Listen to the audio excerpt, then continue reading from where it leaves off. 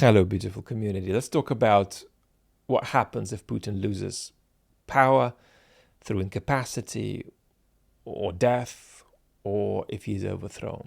And I'm going to be a bit naughty here and tell you that we're not going to talk about that directly as much as we'll talk about how to talk about it. Because I think that there are some things to focus on and some things to avoid when we have that conversation. And one thing to avoid, I'll just put out there straight away, is what I call the gamification of Putin's fragility and of Putin's rapid mortality. We risk veering in that direction when we have this conversation, and we shouldn't. Why not?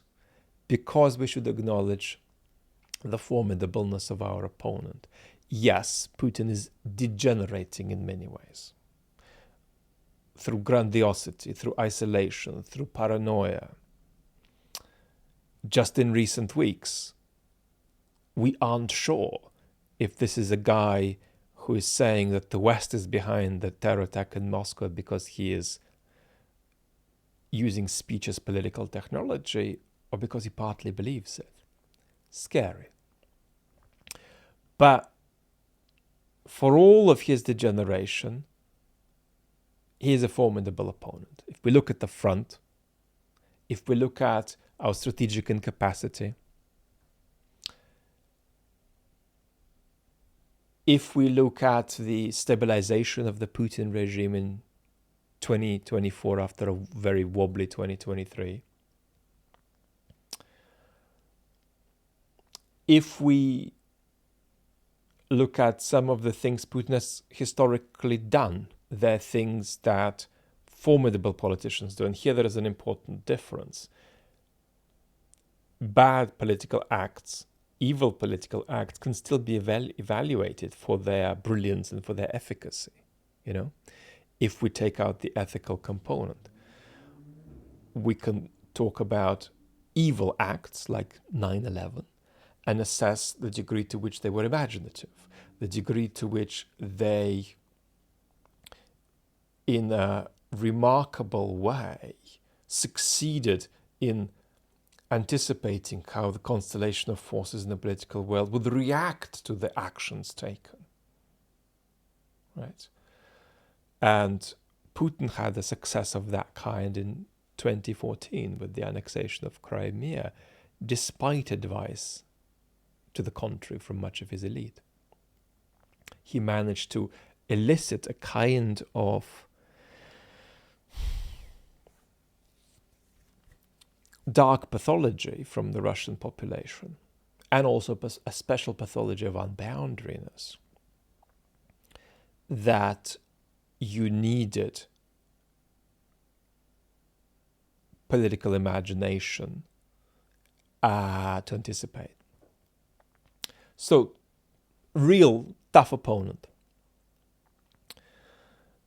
Constitutionally, the Prime Minister takes over, Mr. Mishustin at the moment, if Putin is incapacitated or gone. Mr. Mishustin is a technocrat of some talent. A question could arise whether a technocrat of some talent close to Putin is a threat. And the answer is that for the foreseeable future, he isn't a threat. An actor like that couldn't be a threat until such time as Putin begins to lose power, as the transition phase enters its central period. And I say central period because you could argue that a transition has already been to some slight degree in motion for several years, in the sense that people have people in Putin's elite have had thoughts about what happens after Putin while they were making various steps. Not that anybody tried to move against him. But when the central phase of the transition happens, a highly competent technocrat could be a threat, if not to Putin, and to Putin's successor, who might want to, in a preemptive way, remove such a technocrat. Putin himself can't control the transition. The nature of his power now and the shape of the regime mean that by the time the transition is in full motion, Putin is no longer in control. And I wouldn't put too big a premium on this idea that the prime minister takes over. Who's really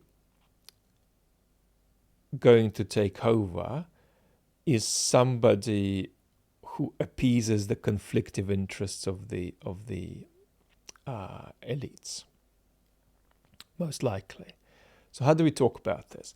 Well, I think the thing to say is that Putin is the only political institution with perceived legitimacy in Russia. So anybody else, even a prominent person, doesn't have that legitimacy, and there's going to be that vacuum of perceived legitimacy. Now, where could they get legitimacy? They could get it from the people, and we've talked about various unconstructive, magical ways of invoking that concept we should avoid. You could get it from the regions, you could get it from recognition from the West. None of these will likely go far. So what they are going to have is a big legitimacy vacuum, perceived legitimacy vacuum, but a modicum of stability generated by them potentially being a candidate who appeases the conflictive elite interests, simultaneously manages to appease the security elites and the technocratic elites. Now, there are a couple of historical examples that are interesting here. They're disanalogous in some ways, analogous in others. And that's Khrushchev coming to power and Gorbachev coming to power. In both cases, they were picked partly because they looked weak enough to be safe, but they turned out to be stronger than they seemed, or rather, what was thought of as strength by the people who were happy to support them into power turned out to emit other forms of strength that these leaders manifested later.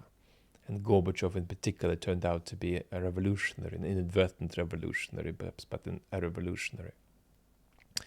So there is going to be a good degree of collective motivation to appoint somebody who is not too strong post-Putin, but there's always the possibility that that person manifests strength or a different kind of strength later.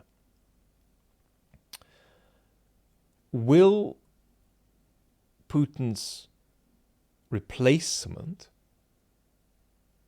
or if you like, the sort of the committee that manages Putin's replacement, be a lot less keen on the war and conflict with the West than Putin? Very probably yes. Just look at the images of the Security Council meeting before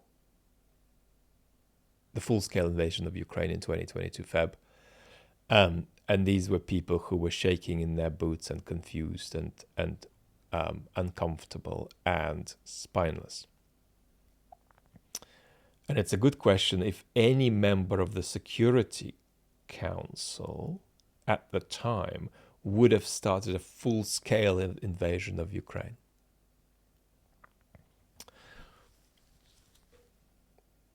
Now, could there be a revolution in Russia?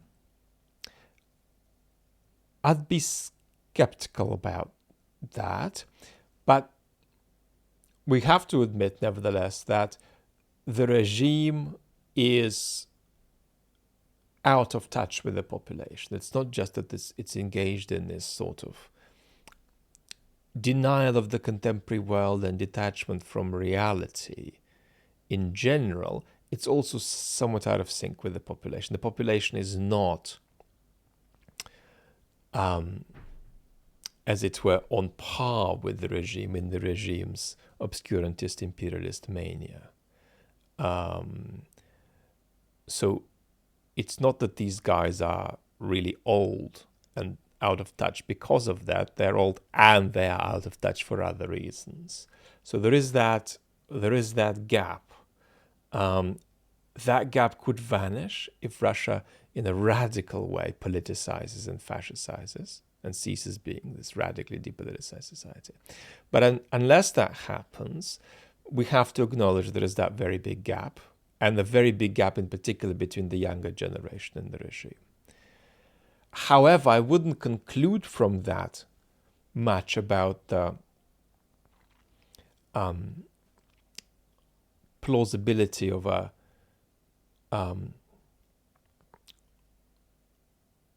revolutionary scenario, because there's such an absence of a capacity for collective agency, and such an absence of capacity for segments of the population to conceive of themselves as a collective subject. But what I think is helpful is to think in terms of some kind of constellation between a crack in the regime and downward mobilization. So that's the first principle I'd lay down here. Don't think too much in either or terms. That is there going to be a bottom-up change in Russia, or is there going to be a top-down change in Russia?